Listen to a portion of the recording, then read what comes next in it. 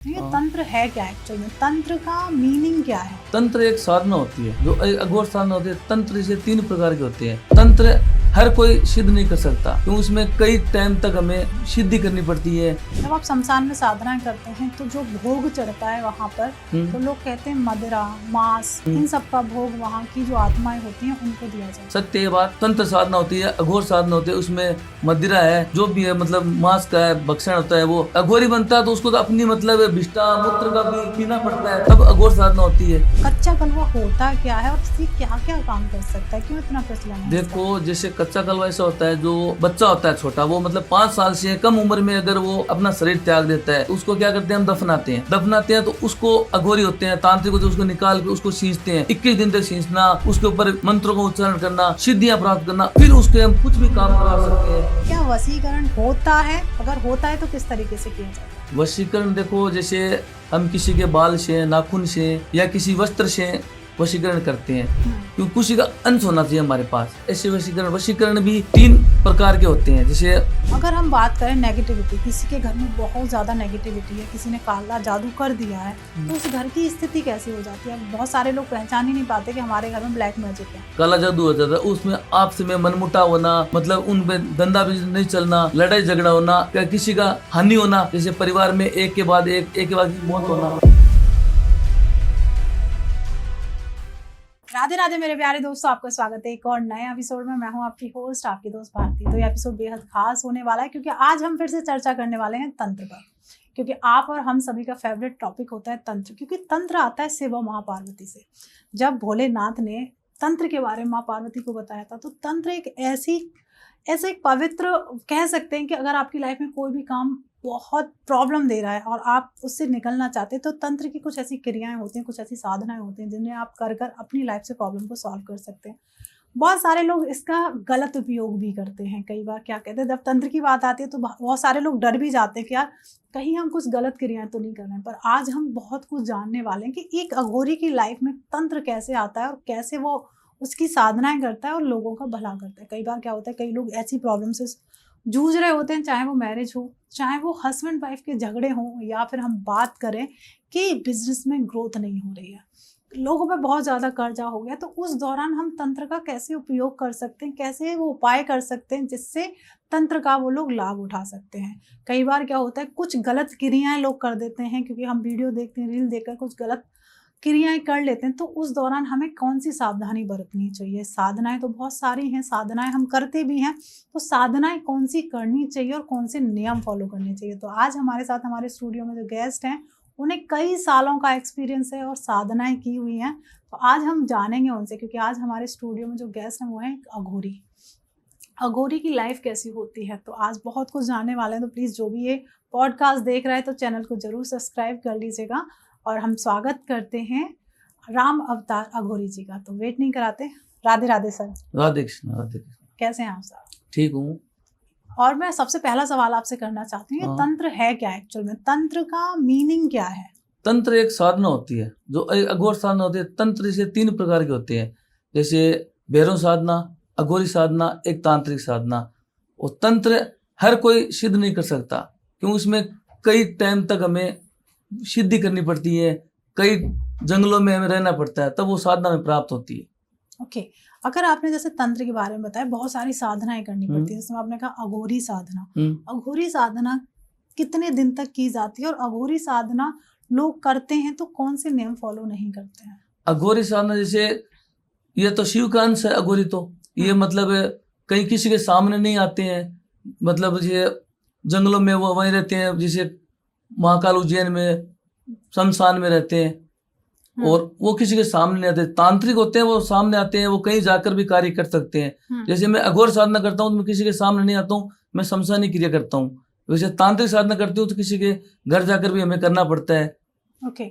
अभी आपने कहा शमशान साधना से लोग डर जाते हैं, कहते हैं कि जो सब होता है, जो एक व्यक्ति का शरीर होता है, उसके ऊपर बैठकर शमशान साधना की जाती है। क्या ये एक सत्य है या एक तरीके का लोगों के अंदर भ्रम फैलाया हुआ है? नहीं, ये सत्य है। इसको मतलब कुछ विधि होती है, कोई सिद्धि होती है हमारे पास, जिससे हमें कुछ मतलब फर्क नहीं पड़ता है। जैसे अगर आप जाते हो तो उसमें आपको डर लग सकता है, कुछ हानि भी हो सकती है, क्योंकि हमें उसका मंत्र का आता है, हमें सिद्धियां प्राप्त होती है। वहाँ हम उसे करनी पड़ती है।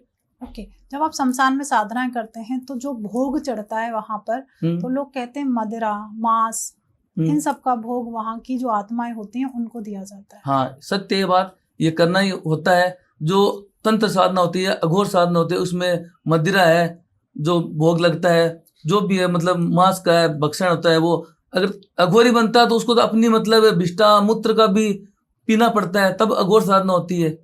और हम भी करते हैं। वो कुछ नेगेटिव आत्मा आती हो ना, वो इनका सेवन करती है, तो उन्हें देनी पड़ती है चीज हमें। ओके अभी आपने कहा कि आप साधना करते हैं तो अपने मूत्र और मल का भी सेवन करना हाँ, पड़ता है। करना पड़ता है। थोड़ा सा डिटेल में बता सकते हैं कि साधना के दौरान क्या क्या चीजें होती हैं?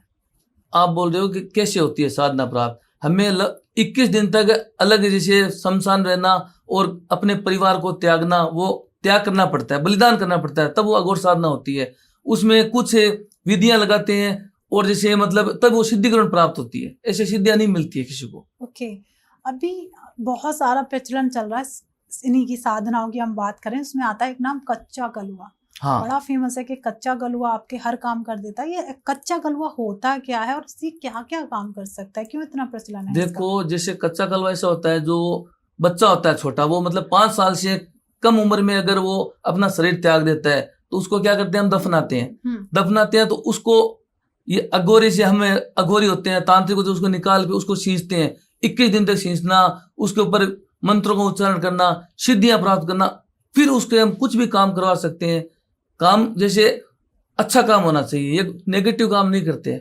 क्यों किसी को मारना, ये कच्चा कलवा नहीं कर सकते, क्यों बच्चा होता है।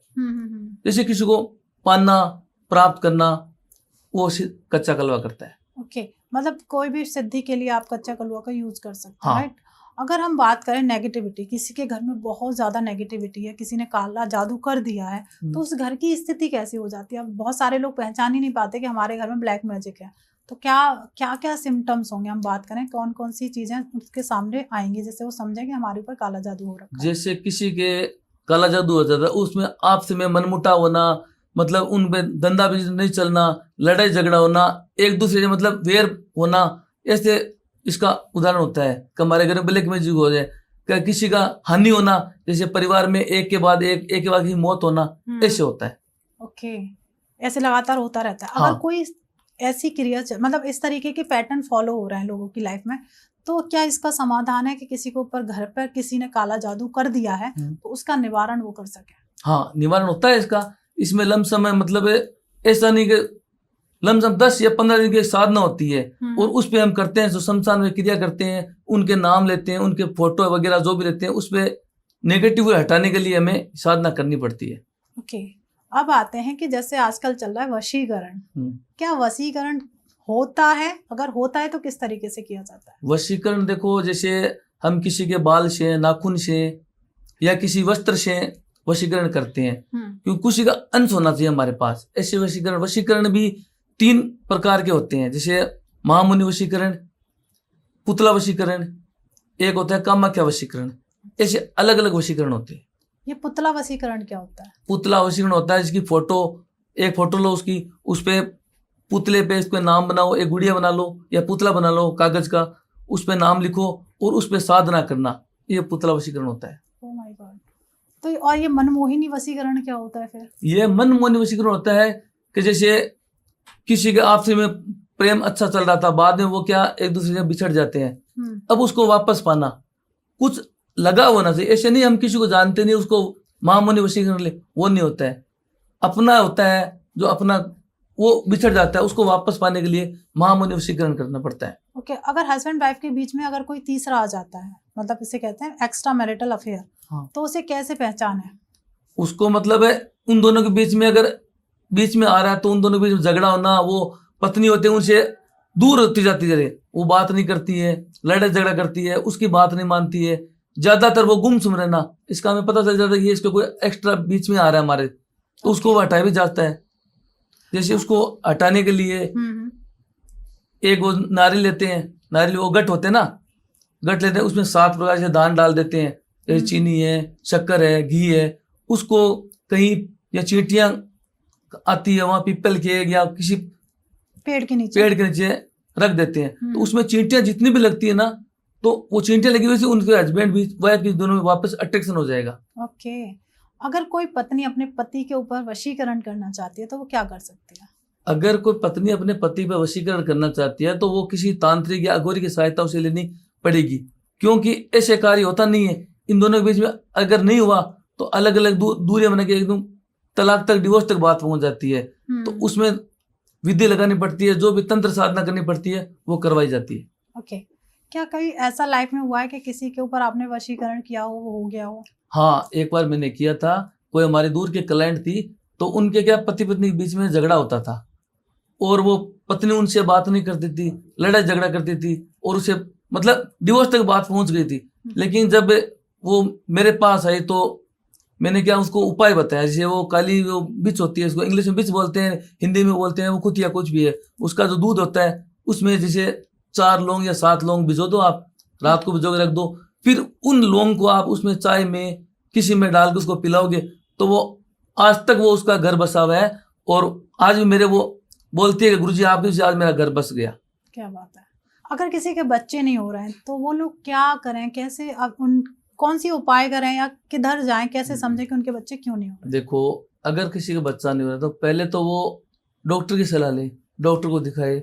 फिर भी उससे नहीं फर्क पड़ रहा है या मतलब नहीं रेस्पॉन्स आ रहा है तो आप किसी अघोरी वगैरह की मतलब सहायता ले सकते हो या तांत्रिक की या किसी की भी सहायता ले सकते हो। तो उसमें क्या होता है, कुछ नेगेटिव चीजें आती है, जैसे उसके अपने जो शरीर का कपड़ा होता है या अपने कोई बाल होते हैं या कोई चीज होती है अपना जो भी है वो क्या बाहर रख देती है। तो उसको मतलब कोई उसका परिवार का या किसी से उससे जलने वाला वो उसको जलाकर या कहीं उसको कोई कर देता है क्रिया, इस वजह से उसके नहीं होता है। तो इसमें हमें अघोरी या तांत्रिक सहायता लेनी पड़ती है। तो इसमें उसको रेस्पॉन्स मिलता है और नेगेटिव शक्तियां बढ़ जाती है। ओके। अगर किसी का विवाह नहीं हो रहा है, कह सकते हैं मैरिज में बहुत देरी हो रही है, तो वो लोग क्या उपाय करें? उसमें देखो, अगर मैरिज में अगर देरी हो रही है तो उसमें कर्म दोष होता है। इंपॉर्टेंस है उसका कर्म दोष, क्योंकि फर्स्ट तो ये होता है जो सूर्य, हम जैसे सूर्य देख के चलते हैं, जैसे चंद्रमा अनुकूल नहीं होता है, सूर्य अनुकूल नहीं होता है, जो उसकी राशि पे तभी तो होता है। अगर चंद्रमा और सूर्य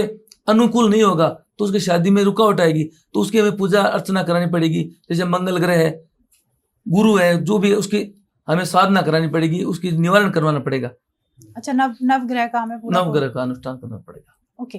अब आते हैं, अगर मैं बात करूं तंत्र से रिलेटेड ही, अगर कोई बहुत ज्यादा परेशान है नजर दोष से, उसे नजर बार बार लगती है, तो वो कौन सी ऐसा तांत्रिक उपाय करें जिससे नजर दोष से वो बच सके? देखो, अगर नजर लगना, नजर ज्यादातर छोटे बच्चों को लगती है, क्यों बड़ों को तो बहुत कम चांस है, छोटे बच्चों को लगती है। तो इसमें तंत्र साधना ये होती है कि एक मतलब है नींबू लो और एक मतलब है लौंग होते हैं, उस बच्चे के ऊपर से उंगार के, जिसको नजर लगी है ऊपर उंगार के मतलब चौरस्ते पे या कहीं बाहर उसमें 7 वर्ष के चप्पल की मार के इसको फेंक देना, तो उसमें नजर उतरती है। ओके। अगर कोई बिजनेस कर रहा है और बिजनेस में बार बार घाटा होता है और वो कहीं ना कहीं ग्रोथ नहीं कर पा रहा है, उसका बिजनेस आगे नहीं बढ़ पा रहा है, तो वो लोग क्या अपने शॉप की नजर उतारें, क्या ऐसा टोटका करें या कौन सा उपाय करें? इसमें भी होता है, जैसे अगर शॉप नहीं चल रहा है, बिजनेस लॉस हो रहा है, तो इसे जो नींबू होती है, मिर्ची होती है, तो जो राई होती है, वो कोयला होता है, वो बना के अपने शॉप के ऊपर लगा सकता है। और शनिवार के दिन ये टोटका करने से नजर जो दुकान में बिजनेस में नहीं चल रहा है उसका हमें फायदा होता है। ओके। आपने जैसे शमशान साधना की थी, तो वहाँ की कोई ऐसा होता है उस दौरान आपको डर नहीं लगा था जब आप शमशान में सबके ऊपर साधना करने गए थे? नहीं, डर ऐसा नहीं लगा, क्योंकि मैंने लमसम 30 वर्ष तक ये साधना की थी और अपने जो गुरु थे उन्होंने हमें मंत्रों का बताया था। जब हम उसको भगवान शिव का मंत्र होता है वो हम बोलते हैं तो शमशान में शिव का वास होता है। तो जहाँ हम शिव की आराधना करके लेकर जाते हैं, मंत्रों का उच्चारण करते हैं, तो हमारे पास वो नहीं आते हैं। अगर कोई हमारे साथ आएगा तो उसकी हम गारंटी नहीं लेते हैं। कोई बोलते गुरुजी हमें आपका काम देखना है, तो वो करते हैं। तो हम तो अपना बचाव कर सकते हैं, लेकिन उसका बचाव करना, इसलिए हम ज्यादातर ऑनलाइन काम होता है। ओके, मतलब हम लोगों को आप बुलाकर वहाँ नहीं नहीं कर सकते। ओके। अगर आपने कभी भूत से पाला पड़ा है आपका? हाँ, भूत से पाला कई बार हमारा पड़ा रहता है। हम तो उनसे बातें करते हैं, उनसे काम करवाते हैं, जो मतलब तांत्रिक साधना है। कोई भी किसी को मतलब बड़ी क्रिया करनी पड़ती है, तो जो इंसान काम नहीं करता है तो वो भूत करते हैं, वो प्रेत करते हैं, उनसे करवाना पड़ता है। तभी होती है क्रिया। जैसे मुठ करनी होती है, जो किसी को मतलब वो मुठ करनी इंसान तो कर नहीं सकता, वो प्रेत ही करता है। मुठ करनी क्या होता है? मुठ करनी जैसे एक जो होती है कच्चा कलवा होता है ना, उसके मतलब है साधना करके एक मिट्टी का घड़ा होता है, उसमें उसका नाम फोटो वगैरह डालते हैं, जिसको अगर उस पे मुठ चलानी मारण है, क्रिया। हाँ मुठ चलानी है, तो उसमें हम डाल के उसमें 3 दिन तक हम जैसे हम विधि लगाते हैं, मंत्रों का उच्चारण करते हैं, वो अपने आप जाता है, जिसके भी करनी है उसके ऊपर जाके अटैक करता है, तो उसमें वो मुठ करनी उसे होती है। मारण क्रिया के नाम से हाँ, जाना जाता है। लेकिन ये बहुत कम चांस में करते हैं, लास्ट ऑप्शन होता है। अगर एक तांत्रिक कोई क्रिया करता है किसी क्लाइंट के लिए, उसकी प्रॉब्लम के सॉल्यूशन के लिए, तो अगर वो क्रिया उल्टी पड़ जाए तो तांत्रिक पे उसका क्या फर्क पड़ता है? देखो तांत्रिक पे कोई फर्क नहीं पड़ता है, ज्यादातर उस पे जो करवा रहा है तांत्रिक से क्रिया, उस पे नेगेटिव प्रभाव पड़ते हैं, क्योंकि करवा तो लेता है, फिर वो भुगतान तो वही करेगा ना, हम तो अपनी साधना कर देते हैं। तो आपको तांत्रिक के ऊपर ज्यादा चीजें नहीं आती? ज्यादा नहीं होती है, नॉर्मल होती है, नॉर्मल कष्ट होना, जैसे डील टूटना, उसका बदन टूटना, ऐसे होते हैं, प्रभाव पड़ते हैं। ऐसे नहीं है कि तांत्रिक प्रभाव नहीं पड़ते हैं, क्यों हमारे भी तो ऊपर आ सकता है ना वो। बिल्कुल। कभी ऐसी कोई घटना घटी हो जिसके दौरान आपको लगा हो कि नहीं, अब तो मुझे ये सब छोड़कर वापस अपने भगवान में ही रम जाना चाहिए, कभी ऐसा टाइम आया? हाँ, एक बार मैंने ये क्रिया की थी, तो क्या उसमें क्या वो इंसान तो सही था, लेकिन उसपे उसके दुश्मन ने ऐसे करवा दी, तो उसका दोष हमें एक बार लगा था, और मेरे पे मतलब लमसम में 7-8 दिन तक ऐसा हो गया था बीमार, हॉस्पिटल में मेरे मतलब जैसे उल्टियाँ होना, बदन टूटना बहुत हुई थी, लेकिन अब नॉर्मल हो गया मैं, और अब बहुत कम चांस में चीज हम सोचते हैं नहीं करना चाहिए। अगर मैं आपकी बचपन की बात करूं तो आप तंत्र की तरफ कैसे आए? कैसे आपने मतलब तंत्र ने आपको कैसे अट्रैक्ट किया? देखो मैं छोटा था, और मेरे बचपन में मैं अपने जो गुरु था उनके पास चला गया, और ये लोग दुखी होते हैं, कई से बिजनेस प्रॉब्लम हो जाती है, किसी प्रॉब्लम, ये देख के मैं सोचा चलो किसी का भला हो, अच्छा हो तो अच्छी बात है, इसी वजह से मेरे तंत्र के प्रति साधना हो गई। ओके, तंत्र के प्रति आप बढ़ते चले गए। आप अपने गुरु के लिए कुछ कहना चाहते हैं? देखो गुरु के लिए तो गुरु एक साक्षात मतलब भगवान होता है, उसके लिए जितना कहेंगे उतना कम है आज, क्योंकि उनकी वजह से मैं आज इतना बड़ा आदमी बना हूं, और अपनी बड़ाई नहीं करनी चाहिए, लेकिन क्या ये लोग पूरे दुनिया कष्ट में भरी हुई है, तो उनका निवारण करना, एक मुझे शांति मिलती है कि भाई किसी इंसान का अच्छा हो रहा है, तो आज सब कुछ मेरे गुरु की वजह से है। ओके, जैसे वशीकरण के लिए बहुत सारे लोग कहते हैं 2 घंटे में वशीकरण हो जाए, क्या 2 घंटे में किसी को वश में करना आसान है? नहीं, 2 घंटे में देखो कोई वशीकरण नहीं होता है। वशीकरण करने के लिए लमसम 4 या 5 दिन का समय होता है, और हमें तंत्र साधना करनी पड़ती है, बहुत कठिन तपस्या करनी पड़ती है, विधि लगानी पड़ती है, तब वशीकरण होता है। ऐसे 2 घंटे 3 घंटे में जो वशीकरण कर बोलते हैं ना, वो गलत है।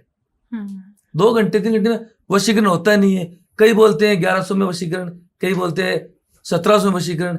वशीकरण के लिए लमसम टाइम भी लगता है, पैसा भी लगता है। अगर मान लेते हैं अगर कोई आपसे मिलना चाहता है तो किस तरीके से आपसे मिल सकता है? क्योंकि पूरा पॉडकास्ट हमारा लोगों ने देखा है और अपनी प्रॉब्लम का सॉल्यूशन चाहते हैं, तो कैसे आपसे मिल सकता है? नंबर हाँ, हमारी जो इंस्टाग्राम आईडी है ना, उसके जरिए हमसे कांटेक्ट कर सकता है, हमसे बात कर सकता है, डीएम कर सकता है मैं।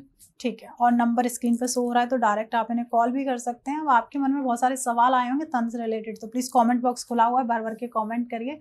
लाइफ में जो भी प्रॉब्लम चल रही है उसका सॉल्यूशन आप डायरेक्ट अघोरी जी से कर सकते हैं। थैंक यू सो मच, बहुत अच्छा लगा। मिलते हैं एक नए एपिसोड में, जब तक आप अपने घर में स्वस्थ रहें, मस्त रहें। राधे राधे। राधे राधे।